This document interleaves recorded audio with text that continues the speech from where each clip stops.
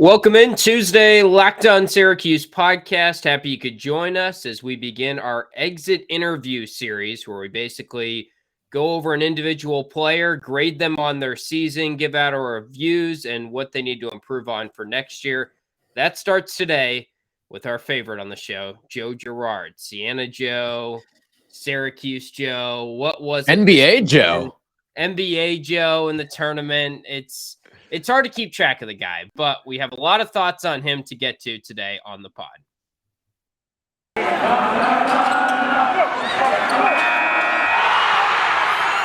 You are Locked On Syracuse, your daily podcast on the Syracuse Orange, part of the Locked On Podcast Network, your team every day.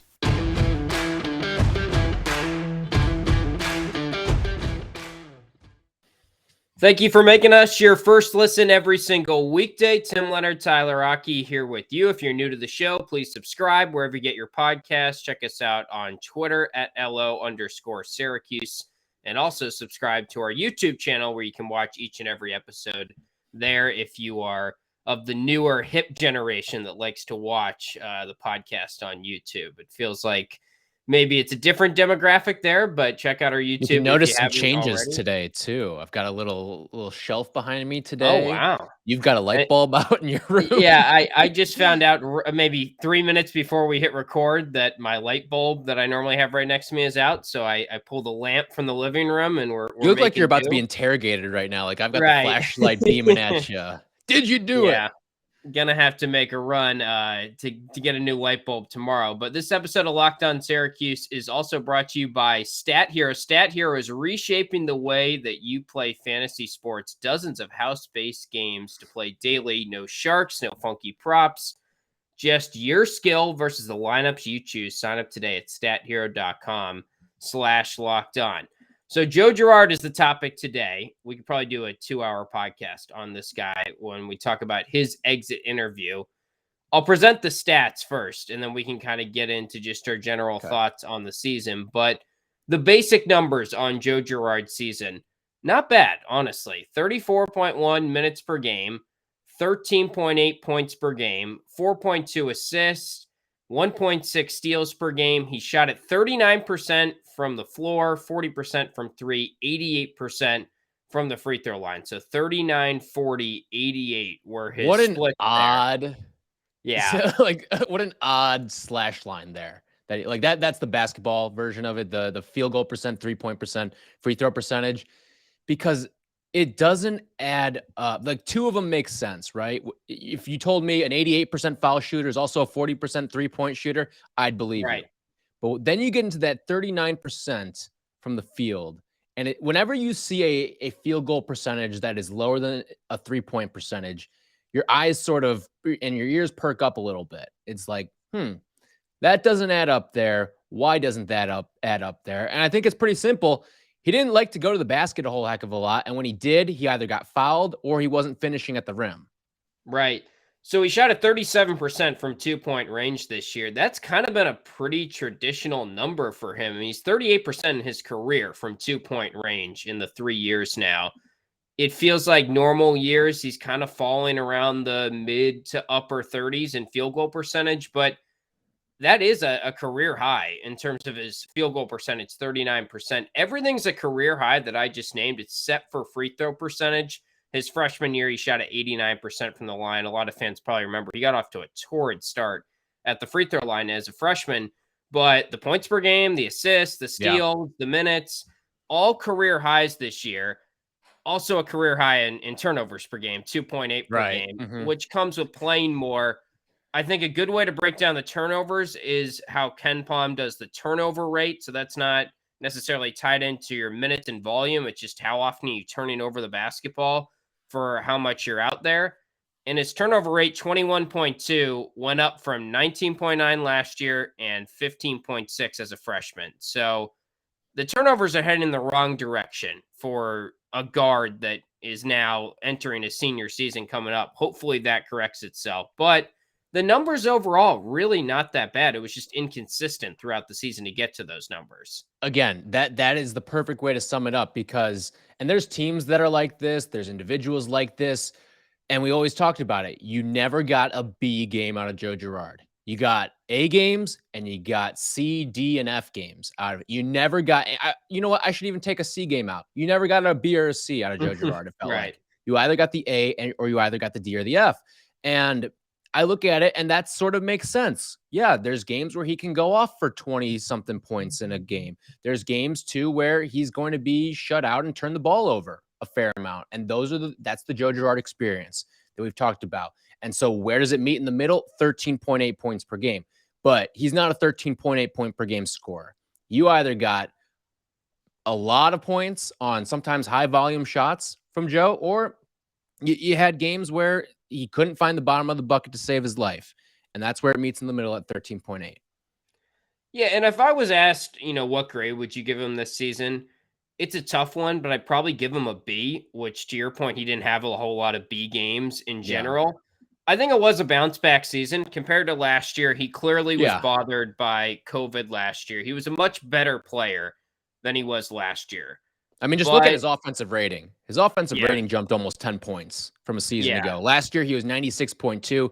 For those unfamiliar with offensive rating, 100 basically is an average of offensive rating. If you're over 100, you're better than average. If you're below 100, you're below average. So last year, he was 96.2. This year, he's 105.8, which we kind of goes into the theme of what he's been this season. It's a career high for him. His freshman season, he was a little over 103. So he's taken some sort of step there. But again, the next step is making it consistency and turning it into, I'd rather see more B efforts out of Joe Girard. It's like the Dino Babers. I'd rather see consistently good instead of occasionally great. Yeah, I feel like in looking at his offensive rating, it was 103 as a freshman, 105 this year. I feel like he's a slightly better basketball player than he was as a freshman, but it hasn't really transformed. He hasn't become a different level of player like maybe we would have hoped. And now he's entering his senior season. And the question is it too late for him to make a leap? Or is this the year that he does make the leap because he might be playing off the ball a little bit more than he has been? And finally, we're just starting to realize that he's been out of position for a while, or maybe not maybe the coaching staff, and they just actually have more options at the point guard position next year, hopefully. It's just too many bad games and too many inconsistent games and performances for me to give him better than a B, because really his numbers compared to his freshman year, slightly better, but also the turnovers were worse. So he basically just shot it better from three this year, but turned the ball over more than you would have liked, I think would be the two stats to summarize it.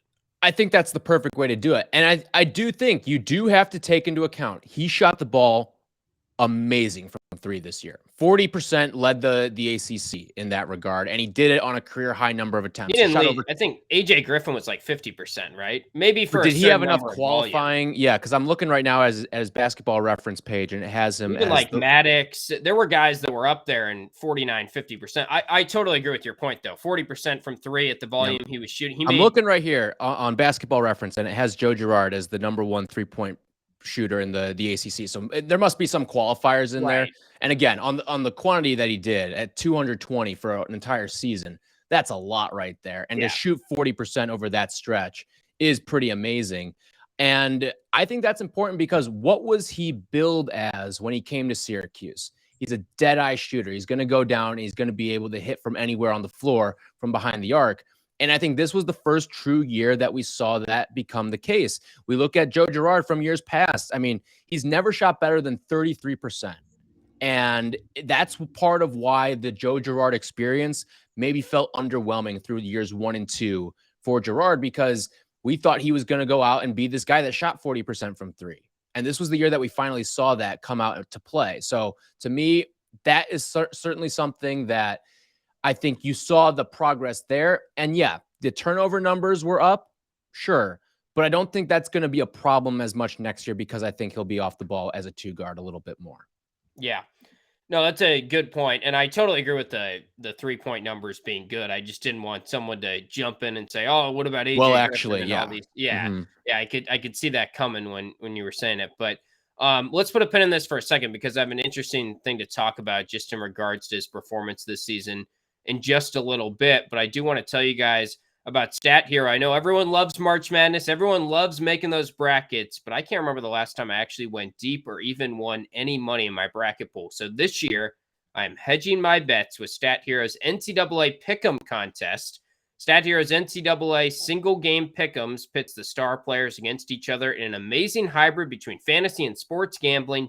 Take control back from those handicappers that always seem to have the advantage. Start focusing on the players you know best with a gameplay that doesn't rely on big spreads, long odds, or funky props. They have a simple, sleek gameplay that'll have you playing in minutes, and this is what daily fantasy was meant to be. Stat Hero is the easiest and fastest way to get your sports action fix. Sign up for free right now at stathero.com/lockedon. Use our promo code LOCKEDON for a 100% deposit match. Some serious savings at stathero.com/lockedon.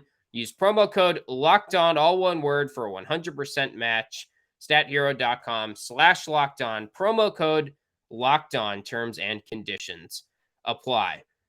On the note of kind of comparing his freshman to his junior season, it feels to me like when we get into the conversation of, all right, can he make a leap for next year? The part that concerns me is he's still kind of the same player. He hasn't really added the way that Buddy added other skills to his game and sort of proved that he was more than a shooter or he could get to his spot.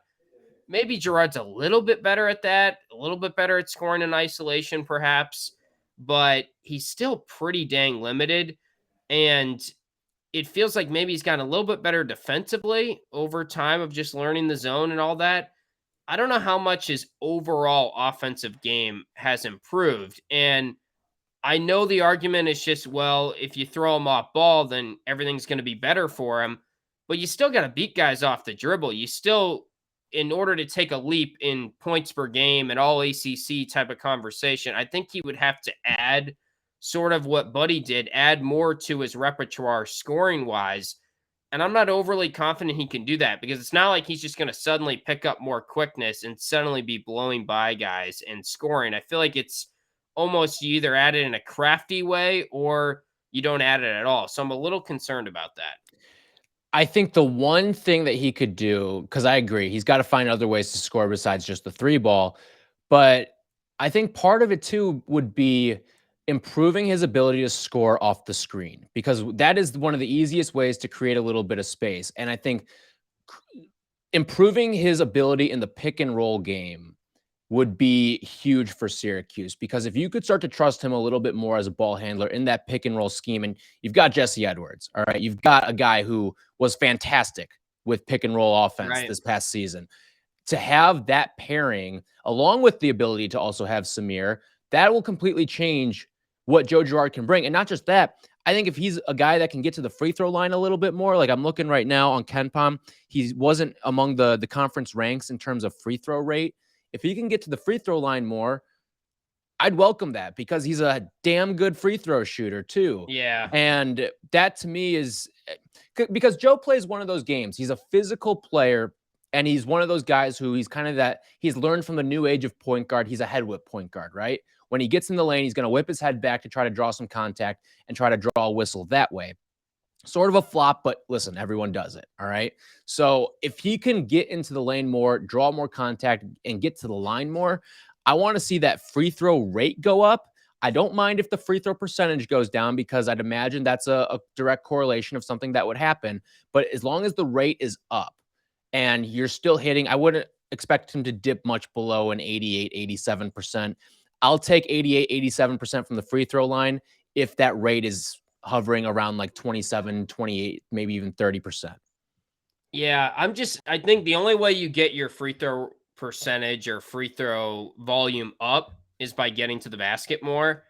And he's probably going to do it a little bit more next year just because he is the two guard and Buddy's not there, and he's probably going to handle the ball a little bit more.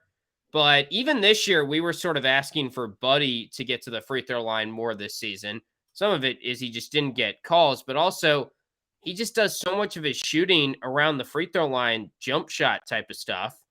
And I think that's the only, that if Girard's going to improve in one area, it might just be that he just becomes a little bit more efficient at those 2-point jumpers off the pick and roll, like you're talking about. But I don't really see a world where he just makes a leap and is very good at getting to the basket and finishing at the rim. So maybe he gets a little more creative with pump fakes and uses his body a little bit wisely or better around the rim so that he can get to the free throw line more. But it's almost like the same thing with Buddy, where in a perfect world, yes, that's his next step, getting to the free throw line more because he's such a good foul shooter. But we just aren't the guys we had last year, and Girard falls in that category. They're not quick enough to get to the basket to get the free throw line opportunities, I feel I like. think, yeah, you're right. I think the getting to the basket part, I don't know if that'll ever get better, but finishing at the rim is certainly a skill that you can develop, Yeah. right? And the strength around the rim. And Joe Girard's a tough, strong kid too. One other thing too, and you brought up the pump fake there, and maybe this is part of why he doesn't go to the basket as much, because Joe Girard and the goal of the pump fake is to get a guy in the air so you can blow by them and get to the basket. But what you're seeing now with a lot of shooters is using that pump fake to create a little bit of separation, and then you hit a three. That's why I'm not as worried about it, because how many times did we see this year Joe Girard pump fake, get a guy to blow by him in the air, and then he just splash a three from there, a wide open three? His pump fake's really good, and it's something that has gotten him free throw shots. We saw it. I mean, how many times did he go to the free throw line off of a three-pointer in that Duke game? Was it 2 or 3 times he did that? Yeah. Against Duke. So that's something that I think he definitely has developed over the course of his career, and that's part of why he's not going to the basket as much, as he's using that pump fake to create 3-point separation as opposed to using it to get by a guy. And that's something that, when you've got the 3-point shooting skill set that Joe Girard has, I don't mind it as much. Yeah, this is kind of anecdotal. Like, I don't have stats to back this up, but I feel like he should be better at shooting from 2-point range, that elbow free throw line area. He's so good at just firing up a quick three, and like, he's not bad at shooting on the move, or where you were talking about where maybe he can get a little bit better at rolling around screens, catching, shooting. I could see him becoming that type of shooter because he has a quick release. He checks that box. He's used to shooting in traffic, all that stuff. But it's sort of weird. I feel like he misses a lot of these 2-point jumpers on the move, off the dribble, off a screen. And some of them he misses kind of badly, and it's sort of head scratching. I don't know if that's just a mental thing or him just not shooting as much from 2 as he does from 3, and it throws him off a little bit. But I mean, he makes some of them, don't get me wrong, but there's a couple times where it's like, for a good shooter and a guy that has unlimited range and is very good at shooting off the dribble from deep, it's sort of head scratching how badly he misses some 2-point jumpers that are fairly open. I agree with you. And again, it feels like the 2-pointers that he makes, the degree of difficulty is high. And I don't know if that's just like the gamer and the competitor in him that he craves. I don't know. Cause I think back to that game against UNC where he'd been playing awful all game. And then what do you know? He moves down with a purpose. And then towards the end of regulation, he hits that fall away jumper. And it was the no, yes shot of Joe Girard ilk that we have come to see, despise, and love in a weird way too. But yeah, no, I agree with you. Like, I don't know why. And maybe that's just the next step, and it might just be an easy fix too. Yeah. Like, just get in the gym a little bit more and practice some of those 2-point shots, so those become second nature, kind of like how some of these 3-point shots have become second nature. All right, I got some interesting numbers on his defensive rating this year that we'll dive into in just a second. Kind of surprising numbers, really. But March Madness is coming up this week. That means you need to start thinking now about where you're going to be running your brackets this year. Are you going for the usual, or are you looking for the best? We've done our homework here, and we're running our brackets with RunYourPool.com. Along with standard brackets, RunYourPool offers game types like Survivor or Pick X. They have options to edit scoring, and they offer more intel to make your picks, all stuff you won't find at ESPN or CBS. If you've got a business, RunYourPool can help you take some of that madness magic and play alongside your employees, or even gain new customers. Plus, they offer full white glove customer support, custom branding, and one of the easiest 3-minute setups you'll ever find. Clearly, we believe in Run Your Pool because, like I said, we're running our brackets there ourselves. There's no truer test than that. If you want to play against us for a shot at a cash prize, up to $1,800. Join us at runyourpool.com/lockedon. And while you're there, create your own pool for your friends and family. Enter Pure Madness at checkout for $10 off your custom pool. All the rules and details will be available there. That's runyourpool.com/lockedon for your chance to win a cash prize of up to $1,800. We look forward to seeing and beating you there. Hey, it's that time of year as college basketball's tournament is finally upon us. From all the latest odds, contests, and player props, BetOnline.net is the #1 source for all your sports betting needs and info. BetOnline remains the best spot for all of your sports scores, podcasts, and news this season. And it's not just basketball. BetOnline is your continued source for all your sporting wagering information needs, including live betting and your favorite Vegas casino games as well. So head on over to the website today or use your phone to learn about the trends and the action. BetOnline, where the game starts. So putting on my Anthony DeBundo hat real quick, the advanced metrics hat here. We gave the basic numbers, but digging deeper into some of these advanced numbers, if you care about that type of stuff, it is interesting. Evan Maea has a website, I think I'm saying his name right there, where he tracks offensive performance rating, defensive performance rating based on a couple of different things like plus minus when you're out there and how the quality of shots is and all that stuff. And Girard finished third on the team in the offense, or second on the team in the offensive category. He was the third overall player if you combine his two ratings together. But he was fourth best on defense, 4.0 grade. For comparison, Symir Torrance was actually a little bit below 0. Frank Anselm was the best on the team at, I think, a 9.6 grade. And his offensive grade was a 28.1. So that shows you that there was not as good of results defensively for Syracuse, which is not a surprise in the per player basis. But I don't know. Doesn't mean everything, but it tells you that maybe he's improving on defense a little bit. I'd be curious to kind of look back through what he did in recent seasons compared to this year, because it did feel like he's gotten a little bit better at getting to the spots in the zone this year at times, but he still has those limitations like he does on offense for just not being that quick. All right, I've got a question for you, and I don't know if you still have the whole team ranking in front of you here. I could pull it up. Okay. Give me a sec. Or maybe you'll just know the answer to this offhand, but do you remember where Jimmy Boeheim ranked? Yeah, he was actually good.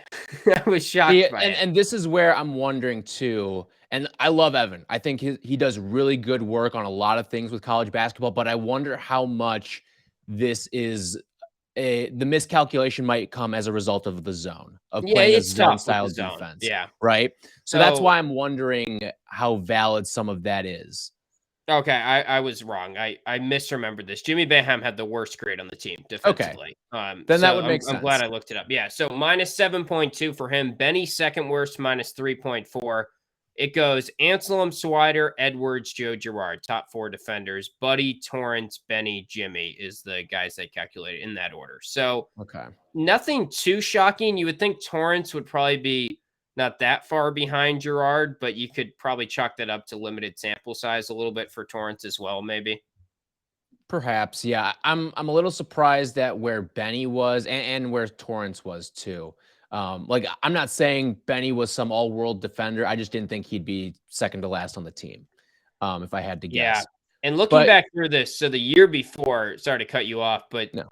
Girard 14.4 rating was the second best on the team, just behind Kadar the year before. You wonder if maybe these numbers are just influenced by steals, and that's something that in a man-to-man type of defense, it's probably pretty even who gets the steals or not. But when you're talking about the zone, usually the guys at the top of the zone rack up the steals. Right. He was negative 1.2 in his freshman year. Barama led the way that year with a 19.0 rating. That's like the best rating I'm seeing here. So it's just one variable. I found it interesting, though, that Girard and Torrance are out there doing the same stuff for the most part, and he was actually a little bit better, analytically speaking, than Torrance on defense. That is interesting, and that's part of why I'm not totally going to buy into it, because I think the eye test would clearly tell you who was the better defender on that Syracuse team this past season. And also Torrance provides you all sort of positional flexibility as well. But from a defensive standpoint, again, it will be interesting to see what happens next year if there is man-to-man sequences, because we talked about it sort of on yesterday's show, and we kind of implored the thought of a man-to-man style for a little bit of games next year. Is you can hide a guy in man-to-man. You can't hide him all the time, but you can get away with hiding a guy. In the zone, sometimes it's tough to hide individual players. You can hide overall deficiencies a little bit more, but individual players, I think it's a little bit easier to hide in man-to-man. And that'll be something that I'm watching for next year, is how will Joe be utilized in what could be a 3, 4, maybe even 5 different rotation style defense that we might see Syracuse use next season. Yeah, I don't know if he can be an all-ACC player next year. I'm a little skeptical of it. I do think he probably puts up better numbers. The key, as we've said a ton of times, is just less of the Sienna Joe games. Like looking through his game logs, Notre Dame, he had 2 points, 2 turnovers in 26 minutes, 1 for 7 from the floor. Pitt, 3 points. That was 6 turnovers when Symir was out, and that's the terrible loss at Pitt. 1 for 9 from the floor. UVA, 3 points, 1 for 5. There were just too many times this year that we got on this podcast and we were like, we got to talk about Joe again because he was terrible. And there were also times that we were like, wow, we got to talk about Joe because he went 6 for 9 from 3. Yeah. But if you're going to be a leader of next year's team, and he is, he has to be. Well, he has to be, right. So what are the qualities you look for in a leader? It's like steadiness, consistency, and just in guard play in general, regardless of how long you've been there. If you have a successful team, you probably have consistent guard play. And that's why when we talk to Jeff Goodman, people like that, they say, and I agree with them, Girard would be a great guy to have as your first guy off the bench. He might not be the best starter, at least at the point guard spot, because he's so inconsistent. But the hope is if Symir can be consistent, then that opens Joe up to just playing a role that he's more equipped to play next year. I look at it this way, okay? So I've got Joe Girard's game log up in front of me. In games where he turned the ball over 4 times or more, Syracuse, it happened 10 times. Syracuse went 3-7. And I want you to take a look at some of these games where it happened too. Some of these were really close games that a turnover here or there swings the result. UNC, the Wake Forest lost. I know the final score isn't indicative of it, but that Villanova game was close for a long time. Syracuse led that game at the half. The Florida State game, the loss that they had, Pitt, VCU, those are games where if you're not turning the ball over 4, 5, 6 times, you maybe give yourself a chance to win some of these games. And it's enough to put you over the edge to win some of these games. And if you win half of those games, you might be looking at an NCAA tournament team with this Syracuse program this year. So I also think, too, we're in a perfect world, Joe Girard is playing the 2 guard next year. If he's playing the 2 guard, I don't think we see a game where he has 4, 5, 6 turnovers, because it's going to be a lot of catch and shoot on offense for him. So I wouldn't expect to see these high volume of turnovers coming out of his hand.